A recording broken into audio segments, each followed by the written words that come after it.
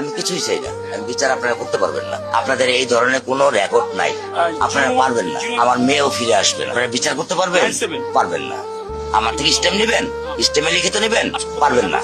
মিরপুরে ছোট্ট শিশু রামিসাকে যেভাবে নির্মমভাবে জীবন দিতে হলো, সেটা শুধু একটি পরিবারকে না, পুরো দেশকে কাঁদিয়েছে। কিন্তু সবচেয়ে ভয়ঙ্কর বিষয় ছিল, এই ঘটনায় শিশুটির বাবার কান্নার মাঝেও যে কথাগুলো বের হয়ে এসেছে, সেটাই আজ দেশের মানুষের সবচেয়ে বড় ভয় আর হতাশার প্রতিচ্ছবি। তিনি চিৎকার করে বলেছিলেন, লিখে রাখেন, এর বিচার হবে না, 15 দিন আলোচনা হবে, তারপর নতুন ইস্যু আসবে, আমার মেয়েকে সবাই ভুলে যাবে। ভাবুন তো, একজন বাবা কতটা অসহায় হলে নিজের সন্তানের মরদেহ সামনে রেখে এমন কথা বলতে বাধ্য হয়। তিনি শুধু কান্নাই করেননি, তিনি রাষ্ট্রকে চ্যালেঞ্জ ছুটে দিয়েছিলেন। এটা শুধু একজন বাবার কথা না, এটা আজ লাখো মানুষের মনের কথা।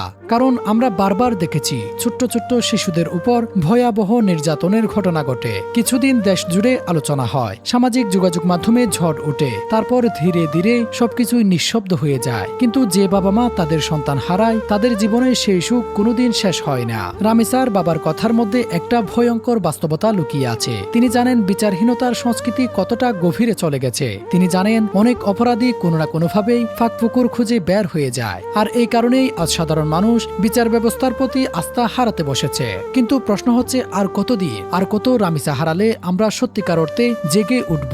আজ রাষ্ট্রের কাছে মানুষের একটাই দাবি, রামিসার বাবার কথাকে ভুল প্রমাণ করুন। দেখিয়ে দিন এই দেশে এখনো বিচার হয়। দেখিয়ে দিন অপরাধী যতই শক্তিশালী হোক, আইনের ঊর্ধ্বে আইনের বাইরে কেউ নয়। কারণ রামিসা আর কখনো ফিরে আসবে না, তার বাবার বুকও কোনোদিন পূর্ণ হবে না। কিন্তু যদি সঠিক বিচার হয়, অন্তত একটি পরিবার এইটুকু সান্ত্বনা পাবে যে তাদের মেয়ের জন্য দেশ দাঁড়িয়েছিল, ন্যায় বিচার হয়েছিল।